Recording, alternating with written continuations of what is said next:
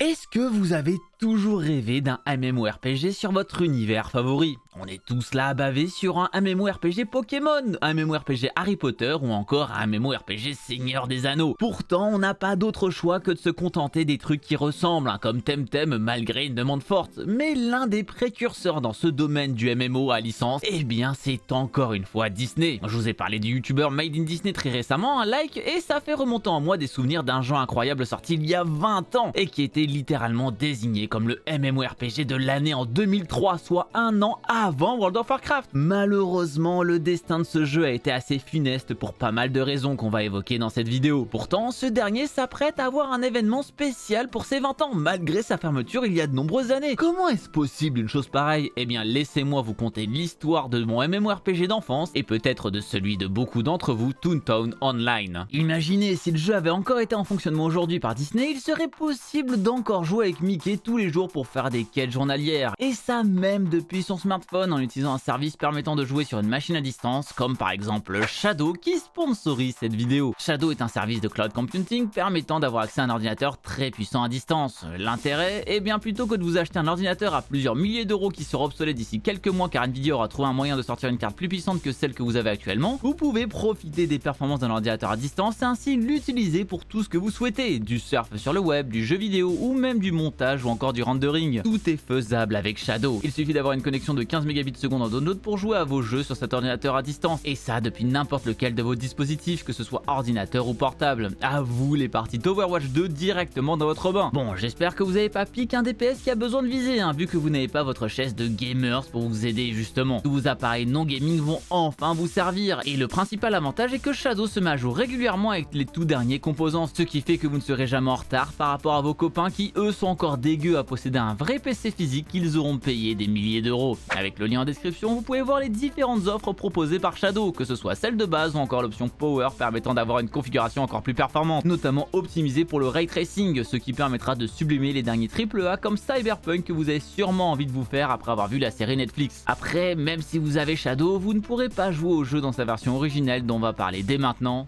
Toontown, sa création. Toontown est donc un MMORPG sorti le 2 juin 2003 aux États-Unis et en juillet 2005 en France. Ouais, on n'aura pas la date exacte ici, nous sommes au tout début du web 2.0, donc il sera compliqué d'avoir des informations claires pour absolument tout. C'était pas la mode de documenter tout ce qui se passait, internet en était encore assez balbutiement et on aura donc beaucoup de médias avec une qualité effroyable, mais c'est pour la nostalgie dira-t-on. On est à une époque où Disney veut capitaliser sur absolument tous les domaines. Comme vous l'avez déjà vu sur ma vidéo parlant du succès des enfants stars que vous avez évidemment regardé car vous êtes abonné à ma chaîne depuis fort longtemps, Disney cherche à être le roi sur tous les fronts. Ils sont ultra populaires en film, ultra populaires en série et le sont aussi sur le domaine du jeu vidéo. On a eu d'énormes pépites par le passé comme Aladdin sur Mega Drive, Toy Story sur PlayStation et tant d'autres qui seront compliqués à énumérer tant ils sont nombreux. Et pas que des bons jeux d'ailleurs, je vous invite à revoir la vidéo sur les jeux Disney du joueur du grenier. Mais il y a un registre pas encore exploité par Disney à cette époque, le jeu massivement multijoueur. Meporg. Il a donc fallu trouver un point d'entrée, et quoi de mieux que la licence la plus forte pour attirer tout le monde, Mickey. Le truc c'est que dans un jeu massivement multijoueur, c'est un peu compliqué de faire jouer tout le monde le héros principal et donc de se retrouver avec 15 000 Mickey qui se baladent. Vous imaginez World of Warcraft qui vous permettrait de jouer Arthas? Ce serait assez bizarre. Il a donc fallu trouver un point d'accroche, les habitants de la ville de Mickey. Et donc Mickey Toontown en anglais, qui est d'ailleurs une partie du parc d'attractions ouvert en 1993. Plutôt un mini-parc en fait, où il est possible de se balader dans une ville avec les différents protagonistes de Walt. La légende raconte même que le parc d'attractions a été construit autour du village de Mickey et qu'en fait c'est grâce à ce dernier qu'ils se sont rencontrés. Donc en gros Walt Disney sera arrivé foutre le sbeul dans la petite ville paisible de la souris. Ouais, pas dingo la légende, Néanmoins c'est un bon point d'accroche pour un jeu et ce sera exactement ça Toontown, une ville où nous sommes un toon que nous pourrons personnaliser et dans laquelle il sera possible de voir nos personnages favoris et de faire plein de mini-jeux. Il y aura même moyen d'avoir sa propre maison et de la personnaliser. Ouais, du housing en 2003, la pure folie. Quand on sait que WoW a toujours du mal avec ça en 2022, ça fait se poser des questions. Malgré cette ère de jeu paisible, un mal grandissant plane sur Toontown. Les cogs, ce sont de vils êtres qui ne pensent qu'au travail et jamais à s'amuser. Ils sont là à vouloir descendre votre barre de fun, qui est en fait l'équivalent de votre barre de vie, pour que vous alliez chercher un travail pour pouvoir payer des impôts et enfin être utile dans la société. Je traverse la rue, je vous en trouve, ils veulent simplement des gens qui sont prêts à travailler.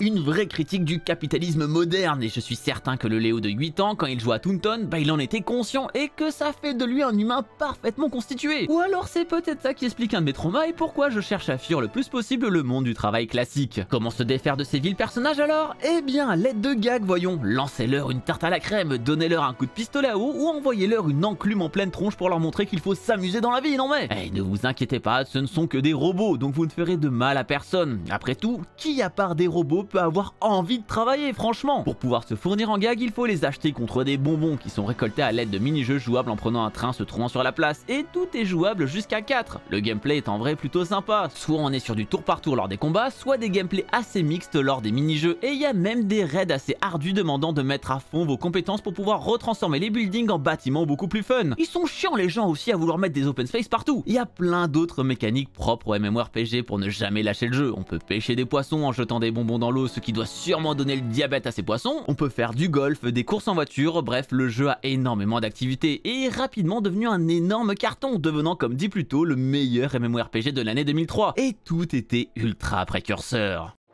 L'âge d'or de Toontown.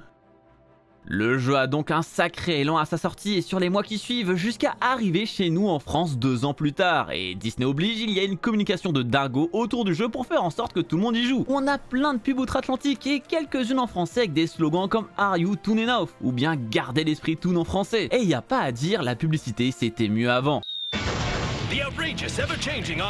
C'est par contre super compliqué de vous donner des valeurs précises car toutes les données autour du nombre de joueurs ont été gardées le plus secrètes possible par Disney, mais certaines sont trouvables avec par exemple plus de 100 000 personnes payant un abonnement aux US en 2005. Et un an plus tard, il y avait carrément des conventions uniquement sur le jeu avec le Toonfest et l'event sera un véritable carton, toutes les places seront vendues en quelques jours et il en sera de même pour les éditions suivantes. Le jeu est ultra friendly et toute la famille y jouait, déjà car ce dernier était assez facile à prendre en main, il n'y avait pas de question de réflexe ou autre, on parle d'un pur jeu tour par tour, mais aussi car il y avait énormément de fonctionnalités pour protéger les utilisateurs. Le chat était par exemple limité à des mots prédéfinis et à des émotes, ce qui empêche d'insulter tout le monde comme sur le slash haul de League of Legends et de finir banni, et je sais de quoi je parle. Un jeu auquel on pouvait jouer tous ensemble aussi facilement, encore une fois sur cette période 2003-2005 c'était révolutionnaire. Le jeu a évidemment plu aux plus jeunes mais aussi aux plus vieux. Toontown a réussi à attirer tous les âges. Et attirer tout le monde il a bien fallu le faire car on va voir le plus gros problème de Toontown qui sera sa bête noire pendant toute sa vie,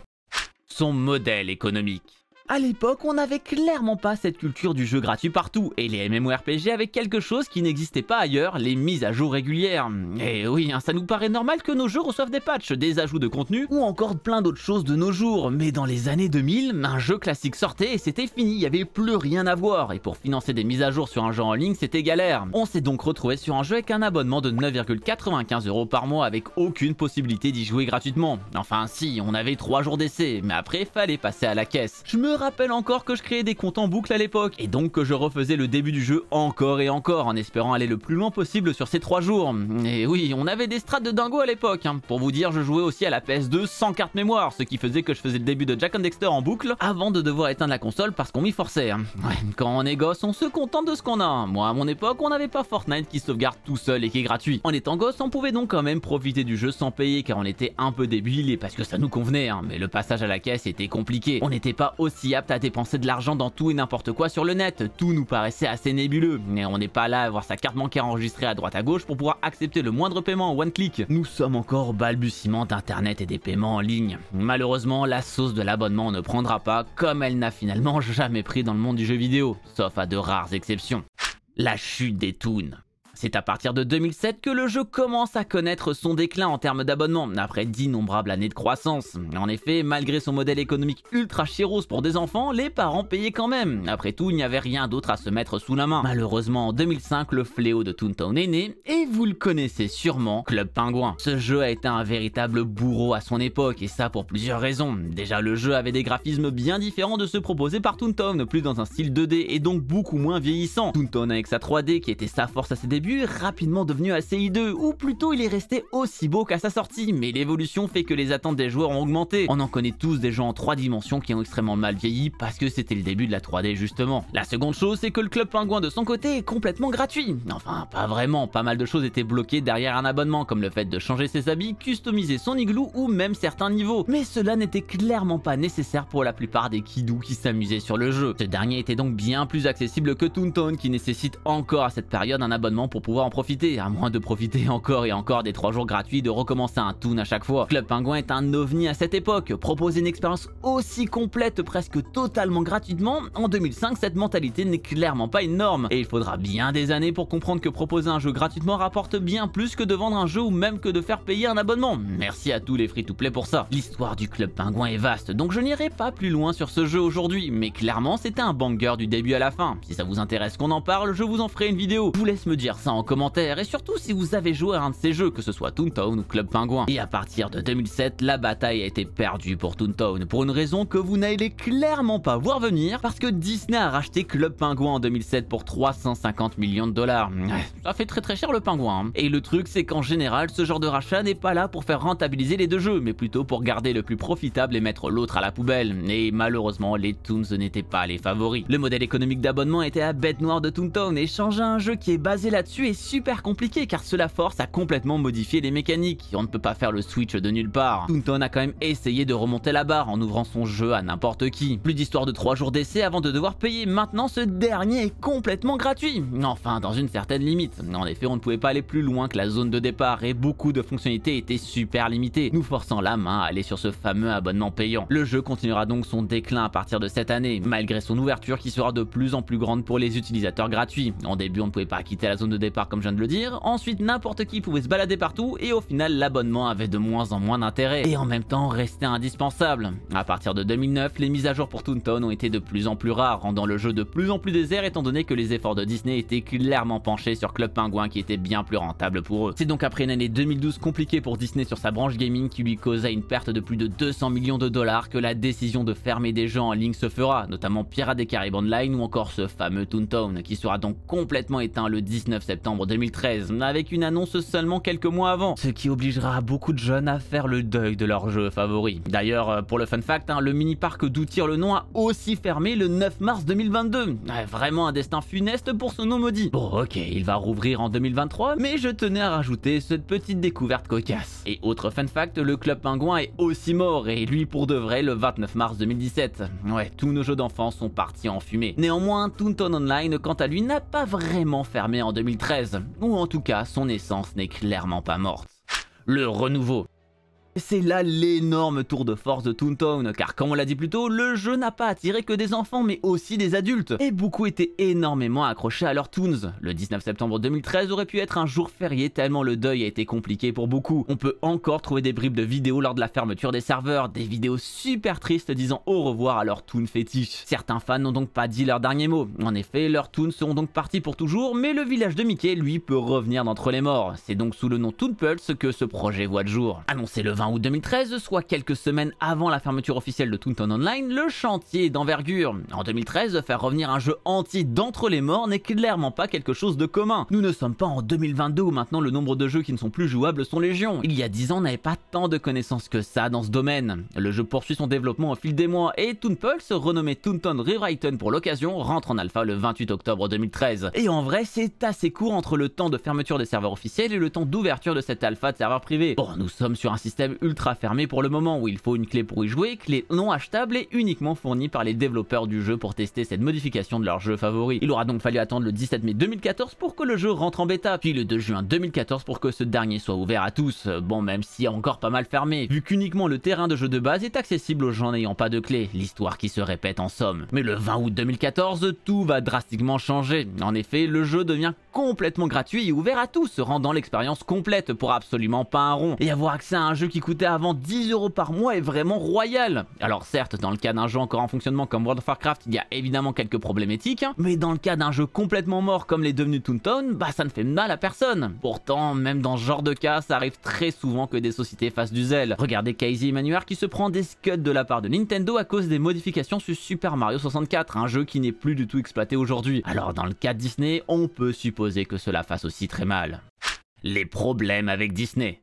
Évidemment, Toontown Rewritten c'est génial, ça permet de rejoindre un jeu de notre enfance avec des serveurs fonctionnels pour jouer avec n'importe qui, des mises à jour régulières et surtout complètement gratuitement. Je vous le rappelle, à la base Toontown avait un système d'abonnement, ce qui n'est pas le cas de cette version fan. Et d'ailleurs si c'était le cas, je pense que cette version n'aurait clairement pas fait long feu. Faut pas oublier que dans ce jeu, il y a l'image de Mickey, Donald, Dingo, Pluto et tant d'autres personnages emblématiques de la firme. Et avoir une exploitation commerciale de tous ces personnages sans l'accord de Walt Disney, c'est un petit peu tendu. D'ailleurs, même si le jeu est gratuit, eh bien il a dû y avoir certaines tensions depuis la sortie de Rewritten. En effet, en 2017, tous les personnages ou presque ont disparu du jeu. Mickey qui se baladait dans l'aire de jeu principal, parti. Donald et Dingo dans leurs zones respectives, tout pareil. Seulement Minnie est encore visible dans les mini-jeux, ainsi que les logos des personnages sur leur zone. 2017 sera aussi l'année où le jeu sortira de sa phase de bêta d'ailleurs, donc c'est certain qu'il y a eu des trucs à faire histoire de rendre le projet live. Pourtant, le jeu n'est pas complètement fermé par Disney, alors qu'en vrai ce serait grave possible que Disney les force. C'est quelque chose qu'on voit super souvent dans le monde des MMORPG, notamment avec World of Warcraft qui ferme sans vergogne les serveurs privés avec trop de population. Comme Nostalrius, un serveur avec 15 000 joueurs actifs lors de ses périodes les plus chargées, car le serveur proposait une expérience du jeu sans les extensions qui ont été rajoutées au titre au fur et à mesure du temps. Disney, eux, ils sont giga sympas, ça reste ouvert quand même. Bon, en vrai, c'est pas parce qu'ils sont sympas, hein. Disney n'est clairement pas un bon samaritain, mais c'est juste que de leur côté, ils auraient beaucoup plus à perdre à embêter Toontown Rewritten. Dans le cas de World of Warcraft, on parle d'un jeu encore actif avec un abonnement mensuel coûtant 13 € par mois, et donc c'est potentiellement des clients perdus sur leur jeu. C'est d'ailleurs une des raisons de l'arrivée des serveurs classiques proposant le jeu dans sa période d'antan, pour ainsi avoir la même expérience que sur ce fameux Nostalrius, mais en récupérant quelques pépettes évidemment. Dans le cas de Rewritten, on est aussi sur un jeu gratuit qui reprend le code d'un jeu avec abonnement payant à la base, mais qui n'existe plus depuis 10 ans. Donc tout ce que Disney gagnerait à faire fermer Toontown Rewritten, c'est la colère des quelques récalcitrants profitant de l'expérience d'un jeu qui de toute façon ne rapporte plus rien à Disney. Pour l'histoire des personnages enlevés, je pense que c'est plus d'un commun accord entre les développeurs à Disney pour dire ok bon regardez on enlève les persos qui se baladent, on veut vraiment pas vous embêter, juste jouer à notre jeu de quand on est gosse. Et vu que Disney n'a pas de profit à y faire, il les laisse tranquilles.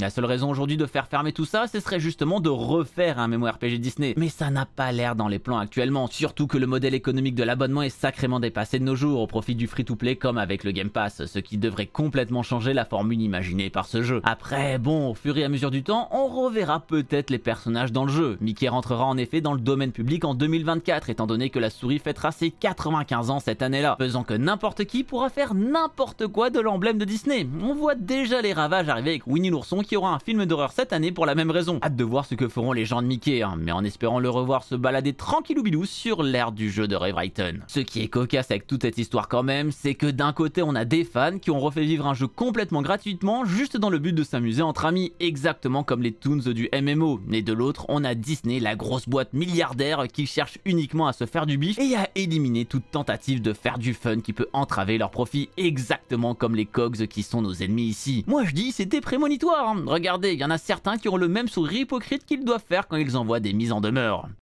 La suite de Rewritten.